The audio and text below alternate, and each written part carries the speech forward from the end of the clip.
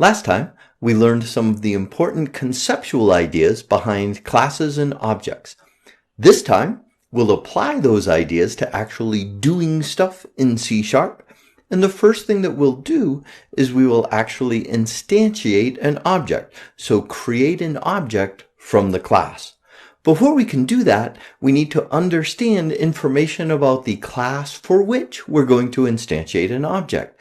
And we learn that stuff by reading documentation. So here's some documentation from a class that I developed. The deck class is not defined in C# or Unity. It's a custom class that I wrote myself, and then I generated this documentation for it. So if you were actually using this class in one of your programs, you'd actually have to have the source code or a DLL, but we won't worry about that for this particular class. So this is custom. It doesn't just come in C#. Okay, so here's some documentation, and it talks about constructors and properties and methods. And because this lecture is focused on instantiating an object, what we care about is the constructor. So to find more information about the constructor, we click that link in the documentation, and we get to this page that tells us that we have this constructor, and the important piece here is right here with these parentheses. And so the fact that there's nothing between these parentheses means that when we call the constructor, we don't have to provide any information to the constructor. We don't have to say how many cards do we want in the deck, or what kind of deck do we want, or any of those things.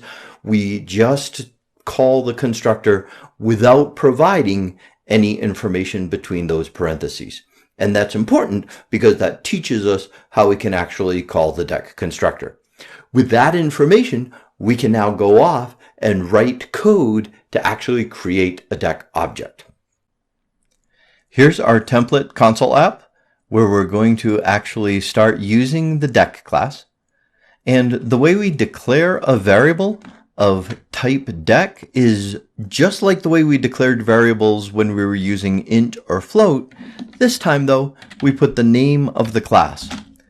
Now we immediately see that IntelliSense isn't helping us here because it auto-filled in with our namespace, and we expected it to auto-fill in with the word deck, the data type for our class.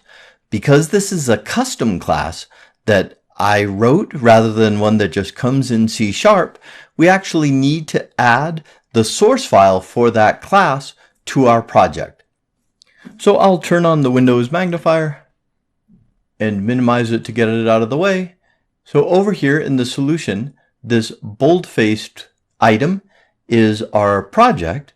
And if I right-click on that project and I say add files, I actually already copied the card, deck, rank, and suit files into the same folder as my program file for this project. So once I've done that, I can say open, and those files are now added to my project. I'll get rid of the magnifier tool now. So now when we type the word deck, it actually knows about deck because the deck class is now included in our project. So I declare a variable by saying the type, just like int or float, except this time is deck, and I will call this deck. And let's actually try to print it just the way we have here. So I've declared this variable called deck, and now I will call a method on deck. And so I put the name of the object, dot, the name of the method, like so. Now, this is different from what we've done up to this point in the course because we've always put the name of a class here. We've put console or we've put math. And the reason we were doing that is because the methods we were calling are static methods. So we call them using the class name, not an object name. The methods that I've provided in the deck class are not static methods. So we actually need to call them on a particular object. In this particular case, deck. So I'm going to Control F5 to run this. And I am deliberately making a mistake here because the compiler tells us I'm using an unassigned local variable deck. So the compiler knows that I shouldn't be trying to print with an unassigned deck object.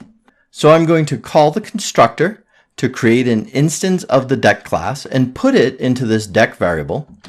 And the way we call a constructor is we say new, and then we call the constructor, and the constructor is always named the same name as the class. And we looked at the documentation and saw that we don't have to provide any information when we call the constructor. So I'll go like that. I'll just put an open parenthesis and a close parenthesis. I'll F8 to show that it in fact builds successfully, and I'll Control F5. And I'll scroll up to show you that it starts at the ace of clubs and goes all the way down to the king of spades. So that's it. We've used the constructor to create a deck object, and we even used the print method to show that we got a correct deck object. To recap, today we learned how to instantiate an object to create the actual object from a class by calling the constructor, and we understood how to do that by reading documentation about that class. That's the first thing we need before we can have objects interacting with each other. We need to actually have objects that can interact. And so instantiating objects is the first step along the way.